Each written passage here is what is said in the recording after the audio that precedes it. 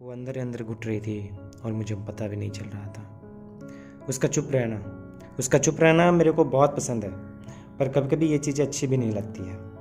मैं उसे ये कहता हूँ कि आज मेरे लिए मेरे फेवरेट की सब्ज़ी बना दो, यानी भिंडी की सब्ज़ी बना दो।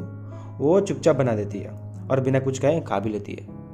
आप सोच रहे हैं ये मैं आप लोगों को क्यों बता रहा हूँ? ये चीज़ें मैं इसलिए बता रहा हूँ क्योंकि उसको भिंडी की सब्ज़ी पसंद नहीं है। मतलब यूँ कहूँ तो मेरे लिए खुशी के लिए वो कुछ भी चुपचाप बर्दाश्त कर लेती है, चाहे उसको पसंद हो या ना हो। मेरे लिए घर में मेरे हर मनपसंद की चीज़ वो कर देती थी, और एक मैं जो उसकी किसी भी पसंद का मेरे को ख्याल नहीं था। उसका क्या पसंद है क्या पसंद नहीं है कुछ पता नहीं था मेरे को। उसने मेरे से कभी भी किसी चीज़ की फरमाइश नहीं की, ना ही झुमका, ना ही चूड़ी, ना ही साड़ी, मगर मैं अपने लिए हर महीने एक नए कपड़े खरीदता था।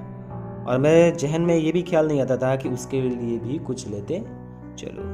कभी नहीं आया मेरे दिमाग में ऐसा ख्याल। उसका ये प्यार मेरे को कभी कभी मुश्किल में डाल देता था, क्योंकि वो मुझसे किसी चीज़ की फरमाइश ही नहीं करती थी। कभी कभी मेरे को लगता था कि वो मेरे से नाराज़ तो नहीं है, मगर वो हमेशा हंस के बातें किया करती थी, और उसके ये हंसना मेरे को कभी ये एहसास होने नहीं देता था कि उसको किसी प्रकार की प्रॉब्लम है। मेरे को लगता था कि हाँ, सब चीज़ परफेक्ट है, कोई इसी बात की कोई दिक्कत नहीं है। मैं आता था, रात को खाता था, पीता था और सो जाता था, बातें भी नहीं करता था।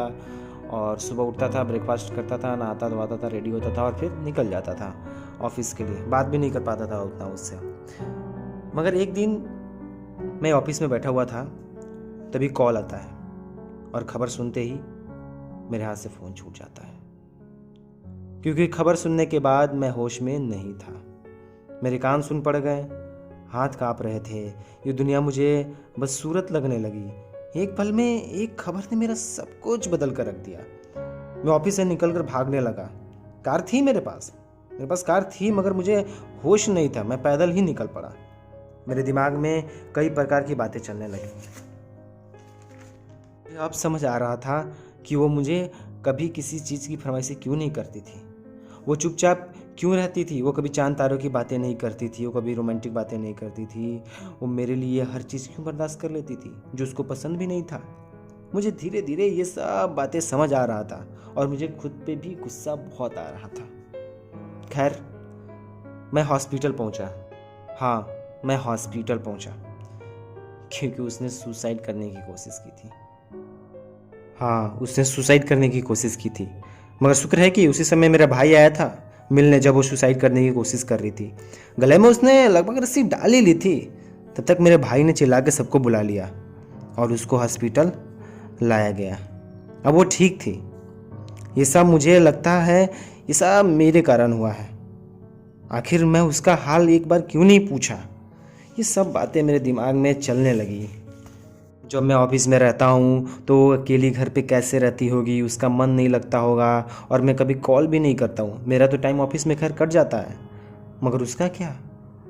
वो ऊपर से हमेशा खुश दिखती थी, मगर अंदर से टूटी हुई थी। मुझे समझ नहीं आ रहा था कि आखिर वो कैसे अपने दर्द को छुपाकर खुशी को जाहिर करती थी। मुझे समझ नहीं आ रहा था कि उसने ऐसा कदम क्यों उठाया। ये सब बातें मेरे अंदर चल रहा था। मेरे को लग रहा था कि वजह यही सब है। खैर, जब उसके पास गया, उसका हाथ पकड़ा और मैं खूब रोया मैं, और उससे पूछा, तुमने ऐसा क्यों किया? तो उसने जो बताया वो सुनने के बाद खुद पे शर्म आ रही थी मेरे को। जो वजह मैं समझ रहा था, जो बातें मेरे दिमाग में चल रही थी, सुसाइड करने की वजह वही थी।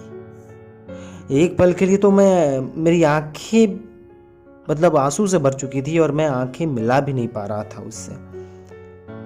अरे मैं इतना केयरलेस कैसे हो सकता हूँ? वो मेरे से बोली, तुमने कभी मेरे हाल खुद से नहीं पूछा, मैं कैसी हूँ? हाँ, हंसती हूँ।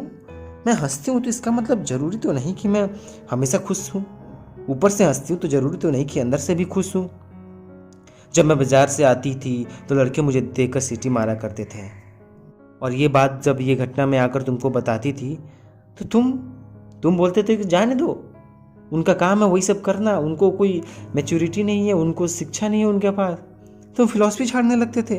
अरे मेरे को समझ नहीं आता था कि तुम कैसे मर्द थे। अपनी बीवी के लिए तुम उसकी इज्जत के लिए लड़ नहीं सकते थे? क्या होता अगर मैं तुमको बताऊं ना कि मेरे को किसी ने छेड़ा है? और एक दिन ये हकीकत में हो जाता तो तुम क्या करते? ये सब बातें मुझे अंदर ही अंदर झकझोर रहा था। वो बोली, तुम ऐसा हमेशा खुद की फेवरेट सब्जी लाते थे।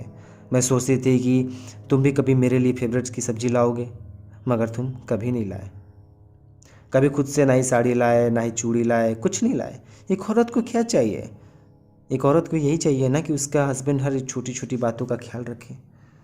तुम खुद से लाते तो मेरे को कितनी खुशी होती। इसलिए मैंने कभी कुछ तुमसे मांगा नहीं। मुझे लगा कि तुम खुद से लाओगे। तुम ऑफिस से आते तो डिनर करते और सो जाते। सुबह उठते, रेडी होते, ब्रेकफास्ट करते और ऑफिस चले जाते। बात करने का समय तो तुम्हारे पास था ही नहीं। मुझे पता नहीं चल रहा था कि मैं घर में हूँ या मैं जेल में हूँ। ये सब बातें मुझे अंदर ही अंदर खोखला कर रही थी। मुझे समझ नहीं आ रहा था मैं क्या करूँ। मुझे जीने का कोई मकसद नहीं दिखाई दे रहा था। मैं अपने घर नहीं जा सकती थी। मैं तुम्हारे अलावा कहीं नहीं रह सकती थी। तो मैंने सोचा कि ठीक है यार, तुम अगर मेरे को टाइम नहीं दे सकते, तुम मुझे समझ नहीं सकते, मैं कुछ बोलती भी तो तुम गुस्सा हो जाते थे, तो फिर क्या बोलना। तो मेरे को अब जीने को मन नहीं कर रहा था और मेरे को कोई रास्ता सूझा नहीं। इसलिए सोचा कि चलो यही कदम उठाते हैं, और मैंने कर दिया।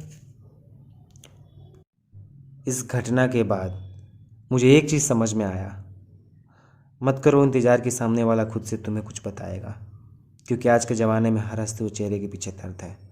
अगर आप किसी से प्यार करते हो तो उसकी एक छोटी छोटी बातों का ख्याल रखो, हर एक छोटी बातों का। क्या पता आपका हाल पूछ लेने से किसी की तबीयत ठीक हो जाए। क्या पता कोई आपका हाल पूछने के लिए इंतज़ार कर रहा है। क्या पता कोई आपकी एक कॉल का इंतज़ार कर रहा है।